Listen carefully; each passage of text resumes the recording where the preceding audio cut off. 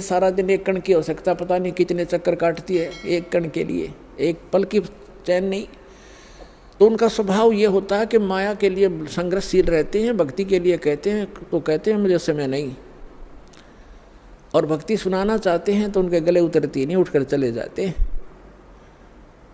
तो क्या बताते हैं कबीर साहब, कहते हैं कबीर पिछले पाप से हरि चर्चा ना भावे ना सुहावे, कहूँगे कह उठ चले ना और बात चलावे। जो पूर्व जन्म के संस्कारी प्राणी नहीं होते हैं या जिनके पाप कर्म अधिक बढ़े हुए होते हैं, उनके सामने सत्संग की चर्चा की जाती है भगवान की, तो उसके 3 लक्षण हैं। जो भक्तिहीन कर्महीन प्राणी होता है, कबीर साहब कहते हैं कबीर पिछले पाप से हरि चर्चा ना सुहावे, और कहूँगे चर्चा चलते लटके लेगा, और ना कोई और चर्चा शुरू कर देगा। अच्छा सुन, एक बात सुन मेरी, वो फलाना काम वैसे था, वो जैसे आप कोशिश करते हो को रिश्तेदार भाई बहन मित्र को चर्चा सुनाते हो, 2 सेकंड सुनता है, फिर वो ध्यान ऐसे ऐसे रहता, ऐसा है ना वो एक काम जो आप वो ऐसे हो गया उसको ऐसे हो गया, आपको भी डिस्टर्ब कर देगा, आप बताना चाहते हो।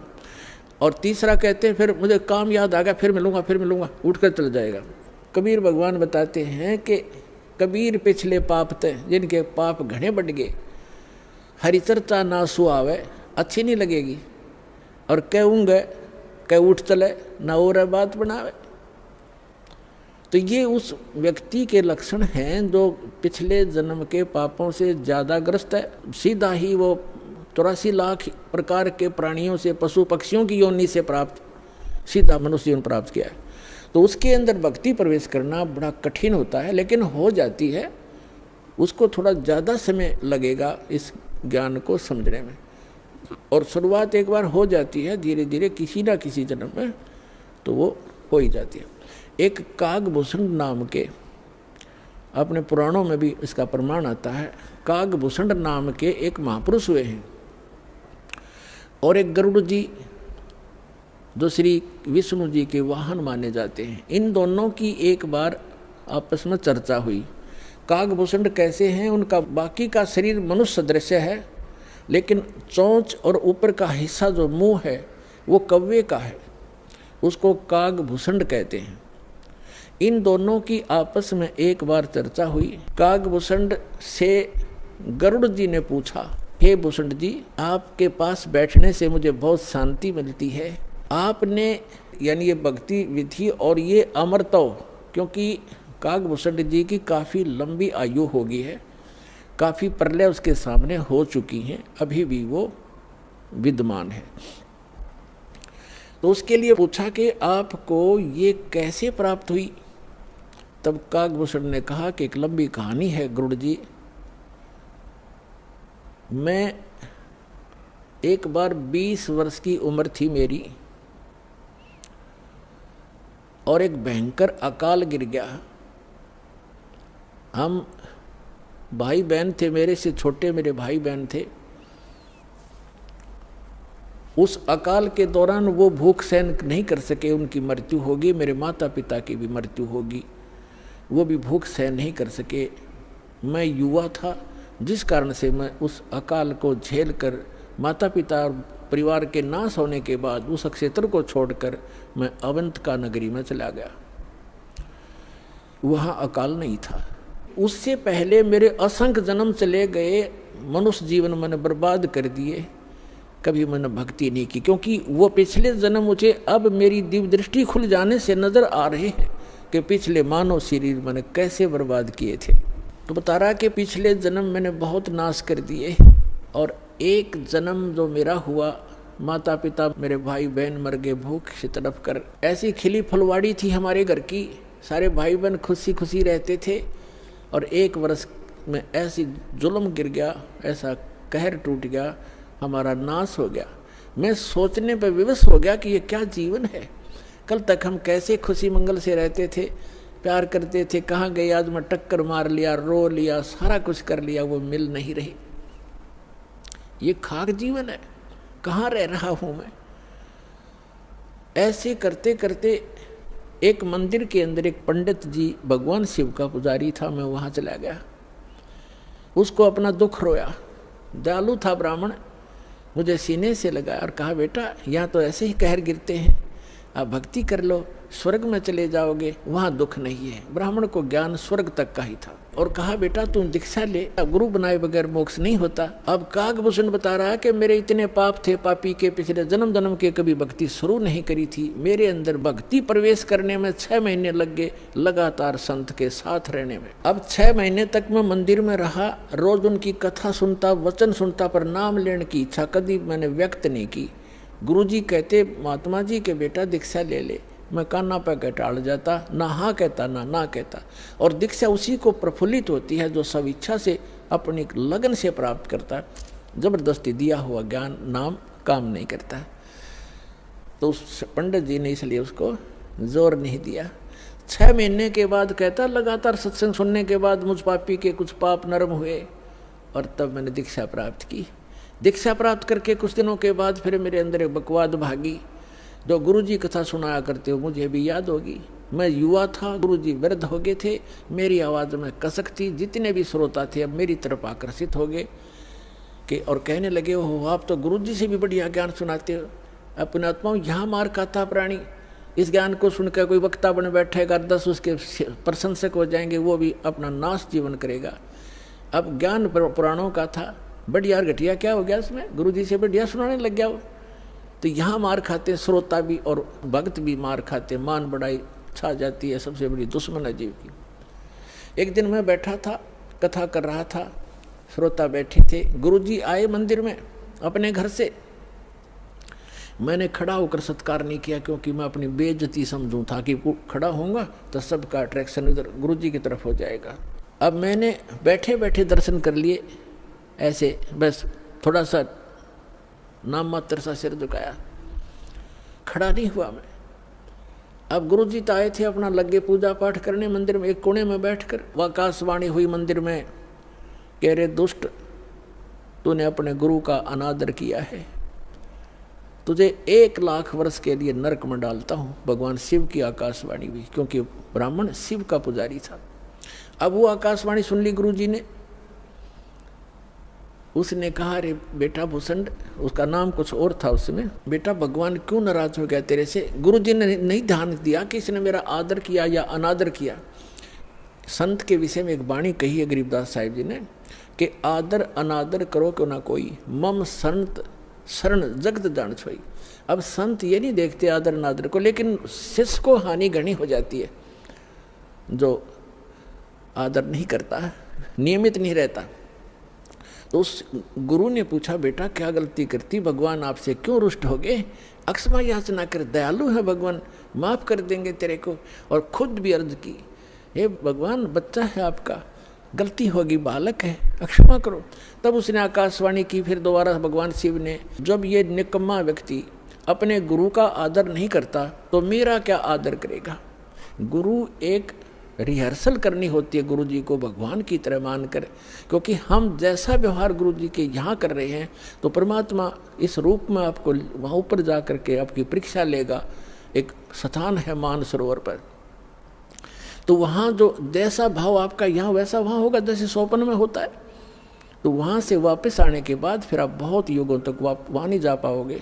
इसलिए एट प्रेजेंट आपने गुरु जी के साथ ऐसा व्यवहार करना चाहिए, ऐसा बोलना चाहिए जैसे हम भगवान से कर रहे हों। तो इस प्रकार ना करने से तब उसने कहा कि जिसने आपका अनादर किया, आपका नहीं मेरा अनादर किया, इसको 1 लाख वर्ष तक नरक में डालूंगा। फिर काफ़ी समय तक हाथ जोड़े रहा ब्राह्मण, आपका बच्चा है, बख्श दो दाता, बालक है, गलती होगी, अरे तो भी मांग माफ़ी बच्चे, माफ़ी मांग। लेकिन फिर आकाशवाणी हुई कि मेरा वचन ना खाली जाई, यम के लोग चलो रे भाई। अब काकभूषण कहता है कि मेरी मृत्यु होगी, मैं नरक में डाल दिया गया 1 लाख वर्ष तक। लेकिन थोड़ी बहुत जो कलम चढ़ी थी, थोड़ी बहुत भक्ति प्रारंभ की थी प्राथमिक, उसका लाभ मिला। अगले जन्म में मुझे मनुष्य जीवन मिला, 1 लाख वर्ष नरक भोग के मनुष्य जीवन मिला। तो मैंने एक लोमस ऋषि के साथ वाद विवाद कर दिया, उसने मुझे श्राप दे दिया, अरे चंडाल तो चंडाल के घर जन्म हो तेरा, वाद विवाद करता है। तो काकभूषण कहता है कि गुरु जी मैंने दुख नहीं माना संत के उस कुवचन का, और उसने श्राप दे दिया। मैंने हाथ जोड़ कर ये कहा कि हे महर्षि जी, दास पर गलती बन गई, मैं नीच व्यक्ति हूँ, मैं कर्महीन हूँ, तभी तो ऐसी भाषा में आपके सामने बोल गया, मेरा दुर्भाग्य था। एक दया करियो दयालु कि मैं किसी जन्म में से चंडाल का पैदा हूँ, पर आप भगवान की भक्ति ना भूल पड़े, ये दया करते मुझे। तो ये आशीर्वाद दे दिया लोमश ऋषि ने। तो सारी कथा बताता है कि फिर मैं क्या हुआ, एक काग के घर जन्म हुआ मेरा। जैसे ब्रह्मा जी हैं, इनका हंस वाहन है, और हंस के साथ एक हंसनी कंपलसरी होती है। तो ब्रह्मा की जो पत्नी सावित्री है, वो हंसनी जब ऋतु पर आई, यानी गर्भवती होने की स्थिति में आई ऋतु पर, तो काग चंड के पास ले गई, कौवा के देवलोक में। उससे मिलन होने से कागभूषण की उत्पत्ति हुई। शेष शरीर मनुष्य जैसा है, ऊपर का मुंह और चोंच कौवे जैसी है। तो वो अब उसने फिर क्या मिला, जब वो कागभूषण के रूप में जन्मा, तब कहते हैं मुझे जोगजीत नाम के एक महापुरुष आकर मिले। वो परमात्मा, जैसे दास ने आप पूरे सत्संग में ये निर्णय किया कि वो परमात्मा स्वयं आकर अच्छी आत्माओं को यथार्थ ज्ञान देता है। तब उसने बताया कि मुझे जोगजीत नाम के एक संत मिले, जिन्होंने मुझे उस परमात्म तत्व का ज्ञान दिया। उन्होंने मुझे ऐसा मंत्र दिया जिससे मेरी यह स्थिति हुई कि मेरा बहुत युगों तक अमर शरीर होगा। अब कागभूषण की भी मृत्यु होगी, क्योंकि अब ये समय है, इस समय में जब कागभूषण का जन्म होता तो मोक्ष हो सके था।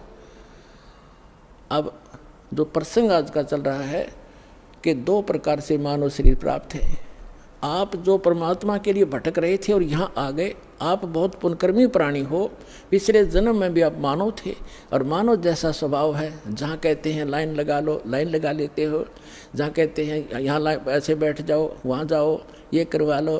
तो क्योंकि आप सभ्य हो, और ऐसे व्यक्तियों को शीघ्र ही ज्ञान प्राप्त हो जाता है, शीघ्र ही ढल जाते हैं जैसे संत ढालना चाहता है। आपके मैल घड़े नहीं थे, और जो मैला कपड़ा ज़्यादा होता है धोबी को, उसको ज़्यादा प्रयत्न करना पड़ता है, साफ वो भी हो जाएगा। तो इस प्रकार स्थिति है। जो दूसरी टाइप के व्यक्ति हैं उनके ऊपर भी रजा होगी, क्योंकि जगह जगह भगवान की चर्चा चल रही है, टीवी चल रहे हैं। एक ही घर में 4 सदस्य हैं, 3 ने नाम ले लिया, एक सुनता भी नहीं, तो वो मनुष्य योनि से आया हुआ प्राणी नहीं है, को पूर्व संस्कार से जुड़ गया। लेकिन धीरे धीरे जब सारे परिवार लग रहा है, परमात्मा की वाणी चलती है, उस पर उस वाणी का भी असर होगा, और आज पूरा विश्व परमात्मा के चरणों में एक बार आएगा और सबका कल्याण होगा, चाहे किसी प्रकार जन्म हुआ हो। बोलो सतगुरुदेव।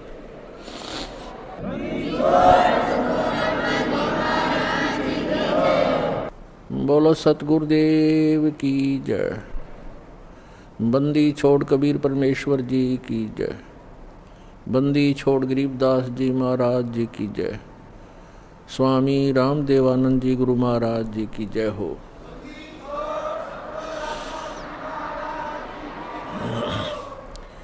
गरीब नमो नमो सतपुरुष को नमस्कार गुरु के नहीं।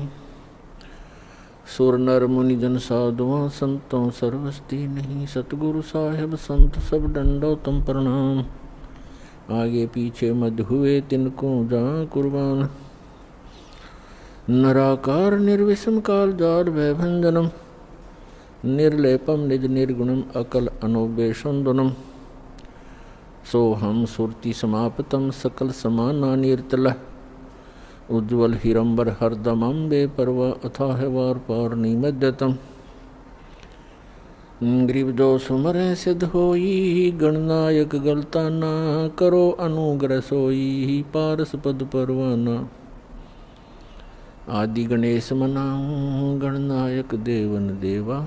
चरण कमल लो लाऊं आद्यंत करूं सेवा। परम शक्ति संगीतम रिधि सिद्धि दाता सोई। अवगत गुण अतीतम सत्य पुरुष निर्मोही।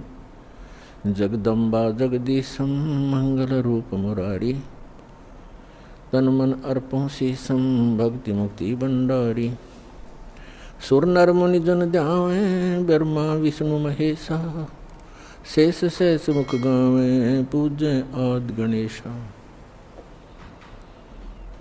इंद्र कुबेर सरीखा। वरुण धर्म राय ध्यावें समर्थ जीवन जी का मन इच्छा फल पावे। 33 कोटि धारा जावे से 88, उतरे बहुजल पारा कट है यम की फांसी। 33 कोटि धारा जावे से 88, उतरे बहुजल पारा कट है यम की फांसी। सत साही कर जोरूं विनती करूं, दरूं चरण पर शीश। गुरु जी राम देवानंद जी महाराज ने दियो नाम बख्शीश।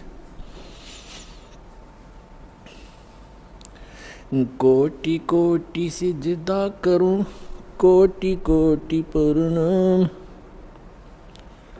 चरण कमल में राखियो मैं बंदी जाम गुलाम। कुत्ता हूँ गुरुदेव का, रामपाल दास का नाम। गले प्रेम की जेवड़ी, जहाँ खेचो वहाँ जाऊं। तो करो तो बावड़ू, दूर दूर करो तो जाऊं। ज्यों राखो त्यों ही रहूं, जो देव सो खाऊं। परम पिता परमात्मा पूर्ण ब्रह्म सारी सृष्टि के रचनहार कबीर देव कबीर परमेश्वर जी की असीम रजा से आप सभी पुण्यात्माएं सत्संग श्रवण करने के लिए उपस्थित हो पाए। मानुष जन्म दुर्लभ है, मिले न बारंबार। तरवर से पत्ता टूट गिरे, वो बोहरने लगता डर। पृथ्वीपति चकवे गए, जिनके चक्र चलंत। रावण सरीखे कौन गिने हैं, ऐसे गए अनंत। मानुष जन्म पाय के जो नहीं रटे हरि नाम।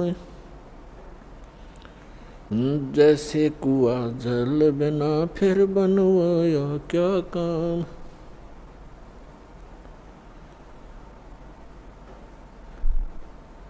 राम नाम की लूट है, लूटी जाते लूट। पीछे फिर पछताओगे, हे प्राण जहांगे छूट। नंगा आया जगत में, नंगा ही तू जाए। बीच में ख्वाबी ख्याल है, ये मन माया भरमावे। मर्द गर्द में मिल गए, वो रावण से रणधीर। कंस के सी चाणोर से, भाई हिरण्यकशिपु बलबीर। तेरी क्या बुनियाद है, जीव जन्म धर लेते। गरीब दास हरि नाम बिना, तेरा खाली रह जा खेत। जिन हर की चोरी करी, और गए राम गुण बोले। ते बेदना बागुल किए, रहे उर्दमुख झोले। राम रटत कोड़ी भलो, चू चू पड़े जो चामे। वो सुंदर शरीर किस काम का, जा मुख नाही नाम। राम रटत कन्या भली, साकट भलो न पूते। जैसे छेरी के गल में गल थना, जिसमें दूध ना मूते। राम रटत दारिद्र भलो, टूटी घर की छान। वो सुंदर महल किस काम के, जहाँ भक्ति नहीं भगवान। कबीर जिव्या तो वाए भली, जो जप हरि नाम, नहीं तो काट के फेंक दियो ये मुख में बलो ना चाम। परम पिता परमात्मा परमेश्वर हमारे पिता, सबके जनक, सर्व उत्पादक परमात्मा प्रभु कबीर साहब जी, कबीर जी ये परम अक्षर ब्रह्म हैं, सारी सृष्टि के रचनहार हैं। और पुण्यात्माओं, आपके ऊपर रहम किया उस दीन दयाल ने, आपको ये तत्व ज्ञान समझाया, आप तक पहुंचाया। आप तक ये तत्व ज्ञान पहुंचाने के लिए उस परमेश्वर ने कितने कितने कष्ट उठाए। आप तक पहुंचने के लिए उस परमात्मा ने भिन्न भिन्न भेष बनाए। और आप जी ने इस काल की भांग को इतना पी लिया कि इस काल के इस नकली सुख, इस झूठे सुख के नशे में आप भगवान को पहचानना भूल गए। परमेश्वर कहते हैं, मैं रोवत हूँ सृष्टि को, सृष्टि रोवे मोहे, गरीबदास इस वियोग को समझ न सकता कोई। हमारे पिता कहते हैं, हमारे भगवान कहते हैं कि मैं तुम्हें रो रहा हूँ, तुम्हारे लिए भटक रहा हूँ कि तुम गलत स्थान पर रह रहे हो। या कोई जीव सुखी नहीं, या सुख नाम की वस्तु नहीं। और आप यहाँ सुख खोज रहे हो और सुख देने वाले उस भगवान की खोज कर रहे हो, उसके लिए रो रहे हो, तड़फ रहे हो। मैं तुम्हारे लिए रो रहा हूँ कि मैं हूँ वो परमात्मा, मैं तुम्हारा जनक हूँ, मैं तुम्हारा पिता हूँ। आप जी ने ये गलती की जिस कारण से आप इस काल कसाई के यहाँ फंस गए हो। किसी का बेटा मार रहा है, किसी की बेटी मार दी, कोई किसी का जमाई मर गया, किसी के कैंसर होगी, किसी की टांग कट गई, किसी को कैंसर है, कोई कोड से भुगत रहा है। और शेष बचे हुए ये सोचते हैं कि हम ठीक हैं। यदि आप रोग रहित हैं, कल मृत्यु होगी, फिर गधे बन जाओगे, तो क्या खाक ठीक हो आप? इसलिए परमात्मा याद दिलाते हैं, कबीर ये माया अटपटी, सब गट आन अड़ी, किस किस को समझाऊं या कुएं भांग पड़ी। परमात्मा कहते हैं, किस किस को समझाऊं। इस काल भगवान ने इस नकली सुख की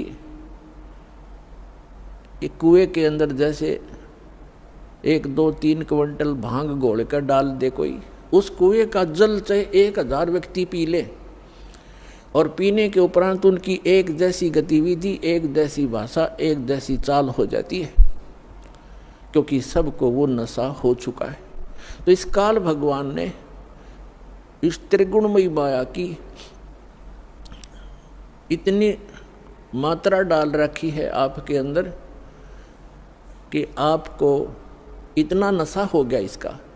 जैसे किसी के पास बढ़िया मकान, कोठी हो जाती है, कार हो जाती है, उसको नशा है वो, और वो फूला नहीं समाता, और वो भूल जाता है बालक कल मृत्यु हो जाएगी, ये कार कोठी तेरे साथ नहीं जाएंगी, यहाँ बुद्धि क्यों नहीं आती आपकी।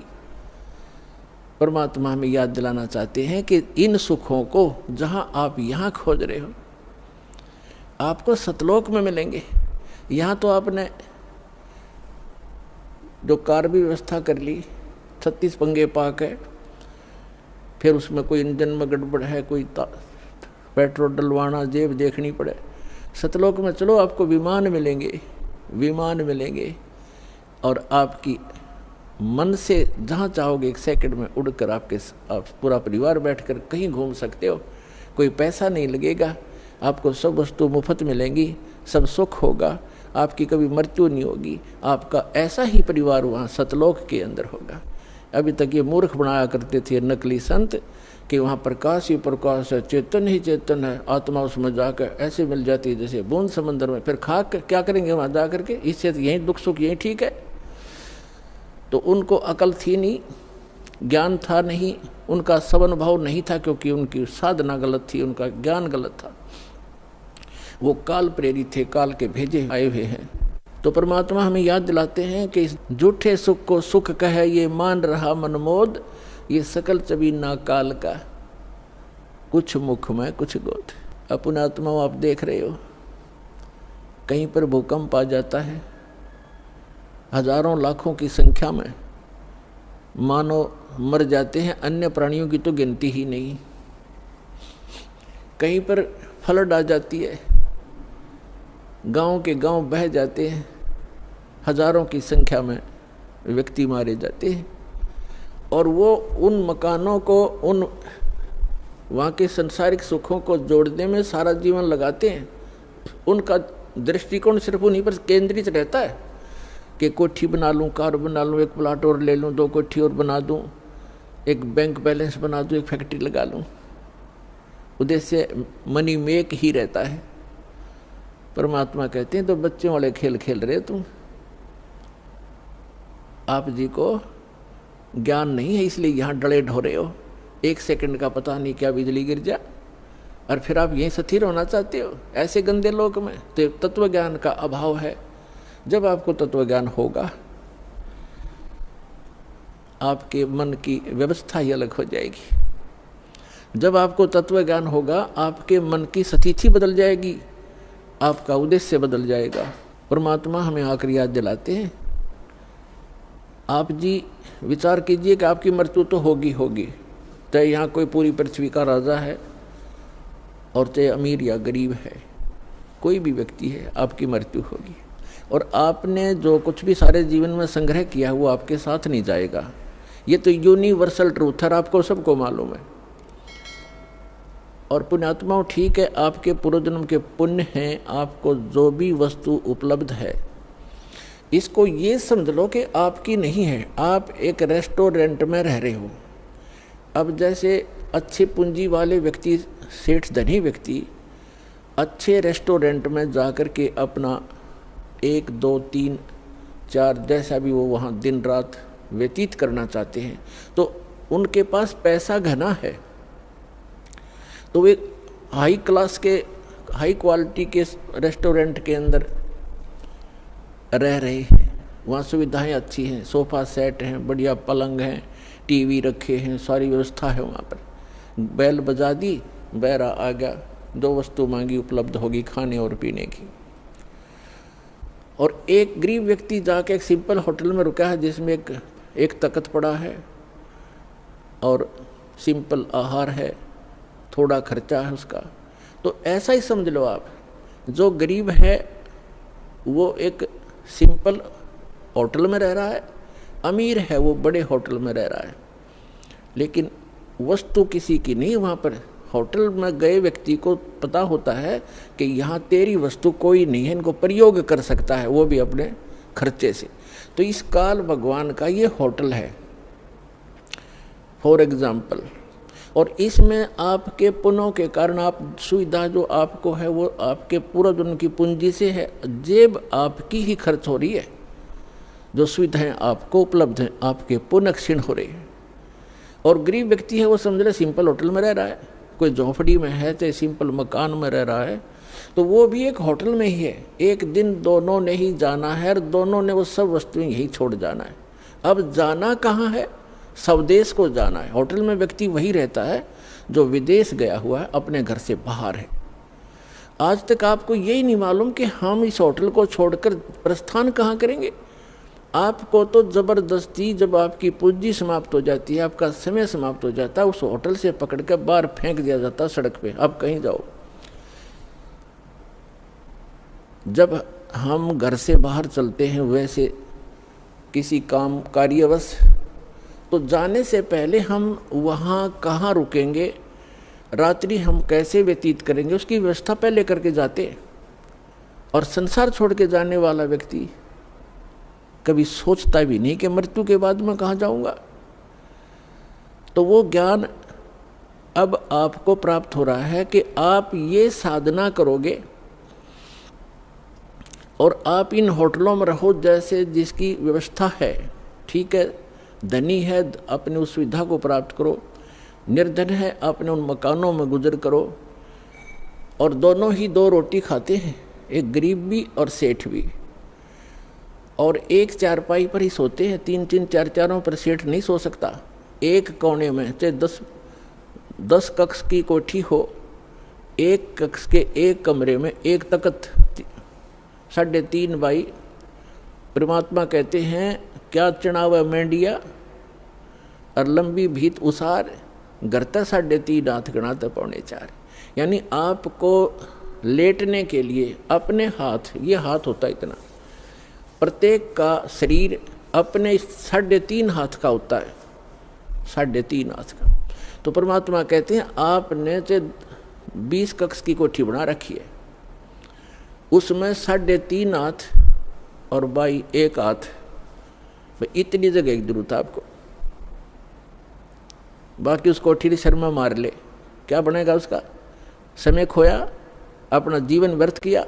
तो कहने का भाव ये है कि ठीक है, भगवान ने आपको कोठी भी दी है, सुविधाएं भी हैं, कोई बात नहीं, लेकिन अब भविष्य की तैयारी करो, यहाँ से चलने का उद्देश्य बनाओ। असक जन्म हो गए आप जी ने यही भटकतों का। परमात्मा हमें बताते हैं कि